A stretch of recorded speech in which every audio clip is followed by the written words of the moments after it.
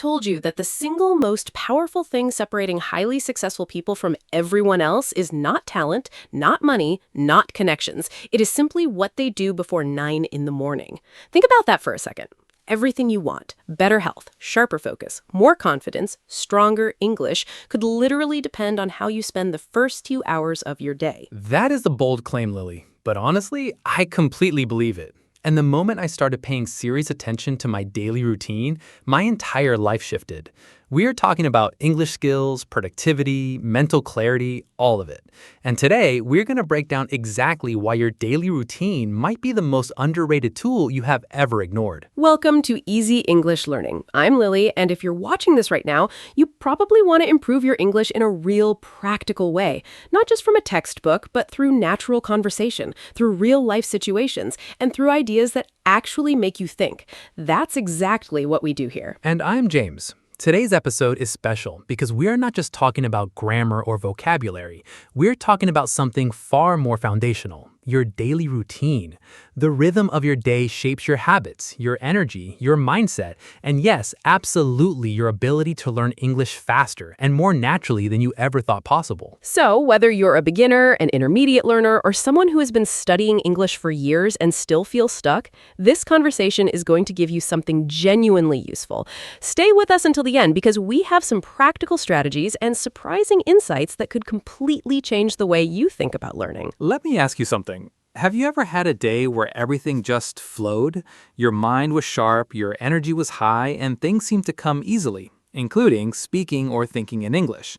And then have you had the opposite? A day where you were sluggish, distracted, and you could barely string 2 sentences together in your native language, let alone English. Oh, absolutely. And the fascinating thing is, the difference between those two types of days almost always traces back to the morning. What you did, what you ate, how you started your mind. Researchers at the University of Nottingham found that people who have structured morning routines report significantly higher levels of focus and emotional stability throughout the day. That's not coincidence. That's biology. And for English learners, this matters even more than most people realize. Language learning is not just a mental exercise. It requires emotional readiness, confidence, and cognitive flexibility. If your brain is running on empty, if your routine is chaotic, your language centers are the first to shut down. You freeze up, you second-guess yourself, you revert to your native language even when you're trying so hard not to. And this is why your daily routine is not just a lifestyle choice, it's a learning strategy. It's one of the most powerful, accessible, and completely free tools that every English learner has access to right now. Today, we're going to show you how to use it. Let's talk about what an intentional daily routine actually looks like, especially for someone who is serious about improving their English. Now, I want to be clear, we're not here to tell you to wake up at 4:30 in the morning and take cold showers. That kind of extreme advice misses the point entirely. What we're talking about is building a routine that fits your life and supports your learning. Exactly. And the first thing I always tell people is this. The morning is your mental prime time.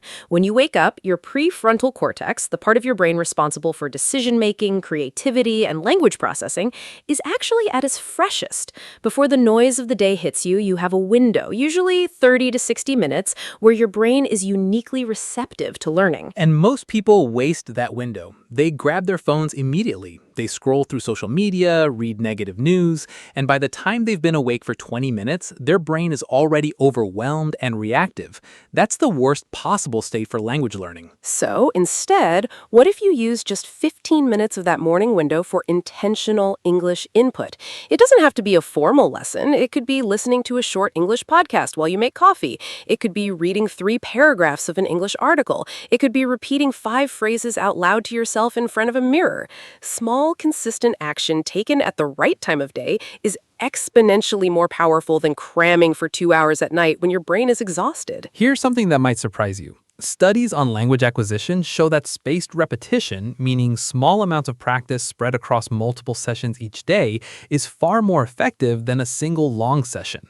So a daily routine that naturally includes English in the morning, again at lunch, and perhaps briefly in the evening is scientifically superior to 1 hour of study done all at once.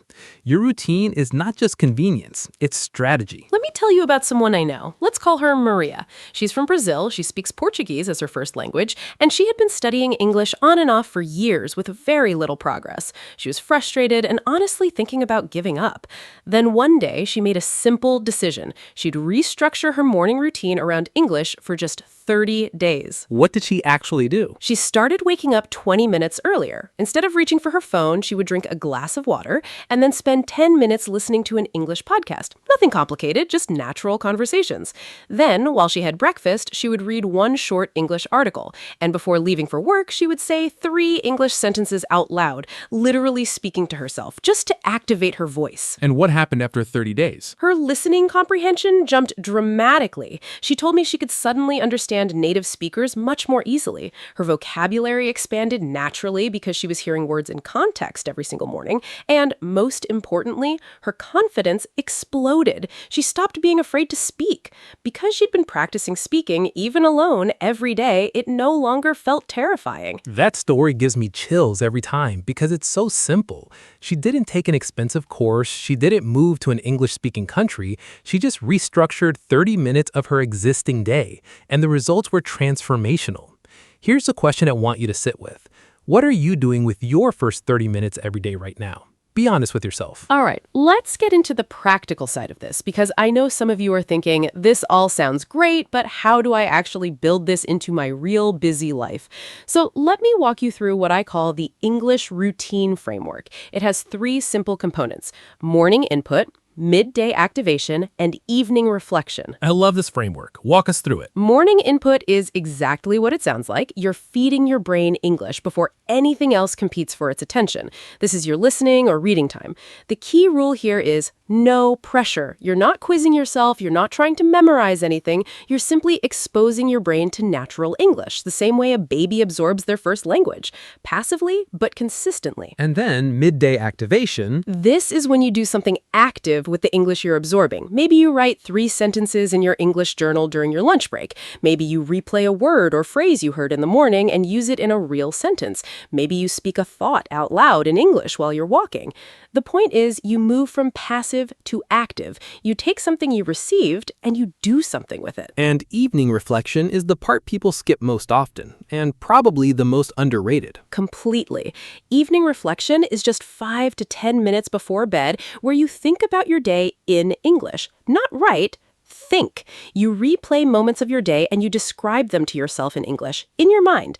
This trains your brain to think in English rather than translate from your native language. And because it happens right before sleep, your brain consolidates those English pathways while you rest. You're literally learning while you sleep. That's genuinely one of the most elegant learning strategies I've ever heard. And it costs you nothing. No app to download, no subscription to buy, just 5 minutes and your own imagination. I think a lot of learners overlook the evening because they feel too tired. But this is not intense studying, it's relaxed reflection. Your brain actually loves doing this. Now let us talk about the mistakes, because even the best routines can go wrong if you fall into certain traps. And trust me, I have seen these mistakes over and over, and I have even made some of them myself. What is the biggest one? The biggest mistake is trying to do too much too soon. People get inspired, like maybe right now watching this, and they decide they're going to overhaul their entire day. They set their alarm for 5 a.m., plan 2 hours of English study, and tell themselves they will do this every single day. And then life happens. They miss one day, then 2, and the whole routine collapses. They feel like failures and go back to doing nothing. This is so real. The research on habit formation is actually very clear on this. Starting small is not a sign of weakness. It is the scientifically proven approach for building lasting habits. James Clear, the author of Atomic Habits, talks about what he calls the 2-minute rule. If a new habit takes less than 2 minutes to do, you will almost always do it. So start with 2 minutes of English. Seriously. 2 minutes that you do every day is worth infinitely more than 2 hours that you do once and then abandon. The second big mistake is treating your routine like a punishment. Some learners approach their daily English practice with this heavy, serious energy, like it's medicine they have to take. And that emotional state actually inhibits learning. When you feel stressed or pressured about practicing English, your brain releases cortisol, and cortisol actively interferes with memory formation and language processing. So the goal is to make your English routine something you genuinely look forward to. Connect it to something pleasurable. Listen to English content you actually enjoy. Read about topics that genuinely interest you. Watch English videos on subjects that excite you. When learning is attached to positive emotion, your brain not only retains more, it actively craves more of that experience. And the third mistake, and this one is critical, is never speaking out loud. So many learners spend years reading and listening and writing in English, but they almost never practice speaking. Then, when they finally have to speak with a real person, they freeze completely. The vocabulary is there, the grammar is there, but the muscle, the speaking muscle, has never been trained. Speaking is a physical skill just as much as it is a mental one. Your mouth, your tongue, your breath, they need to practice forming English sounds. You can start completely alone. Talk to yourself. Narrate your day in English while you cook dinner. Describe what you see when you walk outside. It feels strange at first, but it builds the speaking confidence that no amount of silent studying ever will. Here's something that professional language coaches and neurolinguists know, but most learners never hear. Your daily routine affects not just how much English you learn, but how your brain stores that English.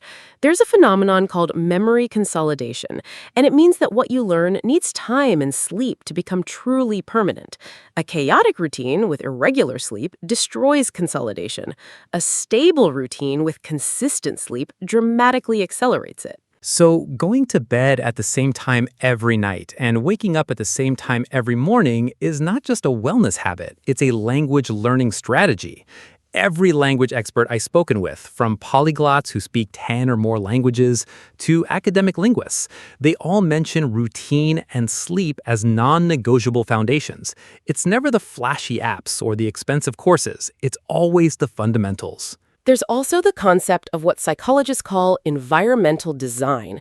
This means that your surroundings can either support or sabotage your daily routine. If your phone is the first thing you see when you wake up, you'll likely reach for it. But if you place an English book on your nightstand, you're much more likely to reach for that instead. If you have English podcasts already queued up in your headphones the night before, you'll listen to them during your commute without even having to make a decision. This is something elite athletes and musicians understand deeply. They design their environment to make the right behavior automatic and the wrong one difficult. As an English learner, you can use the exact same principle. Make English the path of least resistance in your daily environment. Put English on your phone's home screen. Change your phone's language to English. Leave English magazines where you'll see them. Every environmental cue is a gentle nudge that adds up to massive change over time. I want to take a moment here and speak directly to anyone who is watching this and feeling like they just can't seem to build a consistent routine. Maybe you've tried before. Maybe you started strong and then lost momentum. Maybe you feel like you're just not a disciplined enough person. I want you to hear this. That feeling is completely normal, and it does not reflect your potential. Consistency is not a personality trait, it's a skill. And like all skills, it can be learned and it can be developed with practice. Nobody's born consistent. Everyone who has a powerful daily routine built it one day at a time through failures and restarts and gradual improvement. The difference between people who succeed and people who give up is not that the successful ones never failed, it's that they kept starting again. Think about the English you will speak 1 year from now if you commit to even 10 minutes of intentional practice every single day. The math is simple, but the impact is extraordinary. 10 minutes a day is 60 hours of practice over a year. 60 hours of focused, consistent English exposure will genuinely transform your fluency, not theoretically, in real, measurable ways that people around you will notice. And here's a thing that truly motivates me. Every great speaker, every confident English user, every person who made it to fluency started exactly where you are right now. They were nervous, they made mistakes, they had days where nothing made sense, but they had a routine. They showed up, and over time, those small daily actions compounded into something extraordinary. That can be you. That will be you if you commit to the process. Let's bring everything together. Today, we talked about why your daily routine is one of the most powerful tools in your English learning journey. We learned that the morning is your brain's prime time, a golden window for absorbing language. We walk through the 3-part English routine framework: morning input, midday activation, and evening reflection. We uncovered the most common mistakes that learners make and how to avoid them. We also went deeper into the science, memory consolidation, environmental design, the power of spaced repetition, and we talked about the mindset shift that makes all the difference, treating your routine not as a chore, but as an investment in the version of yourself you're actively becoming. Every small step matters. Every day counts. Every word you practice in English today is building the fluency you'll feel tomorrow. The most important takeaway, don't wait for the perfect moment or the perfect plan. Start with what you have, where you are right now. Pick one thing from today's conversation and do it tomorrow morning. Just one thing. And then do it again the next day. That's how real, lasting change begins. Not with a dramatic transformation, but with one small, consistent step repeated over time. Before we go, I want to ask you to do one thing. If this episode gave you even one idea, one perspective, or one strategy that you're going to take with you, please hit the like button. It lets us know we're creating content that actually helps you. And if you're not subscribed yet, now's a great time to join our community. Every week, we bring you conversations designed to help you grow your English naturally, confidently, and joyfully. And I would love to hear from you in the comments. Tell us, what does your current morning routine look like? And after watching today, what is the one change you're going to make? Reading your answers genuinely inspires us and helps us make even better content for you. So please, share your thoughts below. I'll leave you with this thought. Your life is not the result of the big decisions you make once in a while. It's the result of the small decisions you make every single day. Your daily routine is your life in miniature. Shape it with intention and you shape everything. See you in the next one. Take care of yourselves, keep practicing, and remember, every day you speak English, even imperfectly, is a day you're moving forward. That's all that matters. Until next time, this is Lily signing off from Easy English Learning. Keep going. You've absolutely got this.